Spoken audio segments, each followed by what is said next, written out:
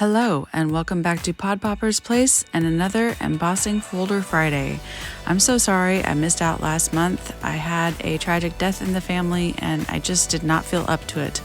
But I am back this month with a new embossing folder that's been in my stash for a while that I haven't touched.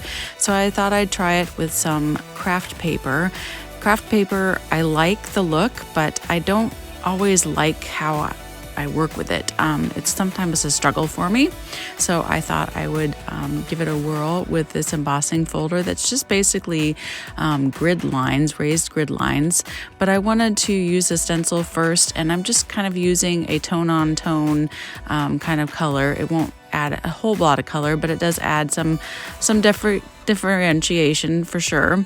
And then I sillily wanted to try this little stencil thing I have, and I wanted to put it in with a folder to see if it would give me kind of a separate area where it wasn't embossed, but it ended up just embossing my plastic little mask instead. So that was a bummer. And then plus I embossed it on the wrong side, so the raised edges are on the back side instead of the front. So I went ahead and did another one so that you can see how it should look with the raised on the front, so you can see the difference there. But I end up going to make 2 cards, and I'm going to use this MFT background stamp that I just got that's roses, and I add some double-sided adhesive sheets to my lovely lipstick Stampin' Up! Paper. And you know, I've done this before, and for some reason I forget until I go to do it again that my adhesive sheets that I have are like ultra sticky, and they just make a mess. They don't come apart. And so here I am putting my background die on there, and I'm trying to get it nice and centered so that none of the edges are off, and I'm putting the little the white part of the double-sided adhesive sheet on there so that everything would pop out nice, and I put my metal shim in so that I get a nice crisp cut of my die, and then all the white stuff sticks to the roses, and it's really hard to get them off. And then I'm using some press and seal to try and do that little trick to pull the actual stencil part off and leave the interior pieces, and that doesn't work, and it becomes such this horrible mess that I end up just barely getting my die out because it's just so sticky, it will not let go. So word to the wise, don't buy cheap double-sided adhesive sheets. They're great for lettering because, you know, they don't have to stick to anything else. But if you want to do this type of technique and pop out the insides of background dies, then don't buy those. So I finally get that out. I put that on the one background, and then on the other one I decide to use the side that doesn't have the stenciling on it, and I just use a brayer and some white ink to kind of highlight those little ridges that the embossing folder created. And I cut a new die background out in purple, and I don't use the adhesive sheet this time. And then I get out this new Stampin' Up! Paper that my wonderful Stampin' Up! Demonstrator gave me free to try with my last order. And so I'm using this very old paper tear tool, and it's really sharp and it really works well, but it cuts a really, I don't know, clean edge almost. It's almost like too pretty. And so I wanted it a little more rustic than that. So I end up tearing it a little bit more just with my hand. Plus I wanted a certain kind of shape. So I just give that a whirl with my hand, and it's fine. Nobody's really going to see a whole lot of it because I am putting it underneath the die. And so I do one for the upper corner, and then I also cut one for the bottom corner. And I just thought the flowers on the background along with the flowers of the paper, would just kind of be a good tie-in to each other. And next, I decide to just glue the edges of the paper onto that. I'm going to kind of leave it rather loose, and I actually leave my die kind of loose on there as well. I just glue around the edges, and then the interior is fairly loose. And then I just go back in with some glue and just kind of lift up where some of the pieces of the rose are going to be too big, and they might get caught on something and tear easily. So I just dab a little glue here and there just underneath, just to keep those edges from popping up and getting ripped or damaged.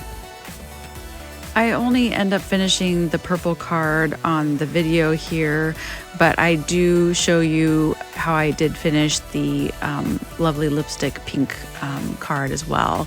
So you can see a picture of that at the very end. And then, let me know which one you preferred. I got out these Tim Holtz floral kind of greenery dies. They're mostly Christmas, but I figured a couple of these would actually work for any season. And then this very old Stampin' Up! Set that has roses. And it's so funny, the die, when my husband actually got me the MFT die, so thoughtful of him. And when I saw it, I thought, oh my goodness, this looks like some Stampin' Up! Dies I have from long ago. So it's kind of cool that those tied into each other. So I'm gonna stamp this huge rose, and I decide that I want a little bit of color on it. So I'm using a very light gray to stamp it out, and then I'm going over it with Versamark because I'm going to heat emboss it so that I can color it with some Spectrum Noir markers. I just emboss it with clear embossing powder, and I will color it off screen, but you can see that on the second card at the very end of the video. So I use this die from Stampin' Up!, which is, like I said, if you look at it, it looks almost similar to the background die from MFT. But instead of cutting it out right away, I decided to just cut the shape of it out so I can color and kind of blend some coloring on the rose, because otherwise it will just be a plain yellow rose, and I can't have that. So I do a lot of blending on here with different Spectrum Noir markers, and I end up coloring the entire sheet of yellow. So the original yellow doesn't even really get seen because it's covered in markers. So that was kind of a little bit of a bummer, because I like that yellow. And then the color that I cut the die with is more of a mustardy color, and I thought I would like it, and looking at camera I don't mind it as much, but in person I just didn't like it. And so I ended up using this gold marker to go around the detail part of it, the die part of it, and cover it up in the gold. But then when I got done with the gold and put it on top of the green, I was like, oh, the gold looks kind of green here, and it really bothered me. So I didn't like that either. So I went to my stash and dug through and found some copper metallic paper, and I cut that out again, and I just glued that on top, and I was much happier with that. So here I'm just going to put it together. I used 3 of the fern kind of sprigs from the Tim Holtz set and add a little bit of shading on it just to kind of give it some differentiation, and it blends in quite a bit so it doesn't look quite as stark as my initial coloring, but once the ink dries, it blends in much better. And I just tuck those into the rose areas because there's lots of open spaces that I left, and glue those down. And then I end up going to pop up my rose, and at the last minute I decide that I wanted to put in some string or some wiring. So I found this really fine gold floss, and it's gold, it's not copper like my metallic is. So that was kind of, something I would probably change. I probably would use gold for both, or I don't have any copper thread, but I just plopped that down and then use the adhesive from the foam tape to hold my thread in place.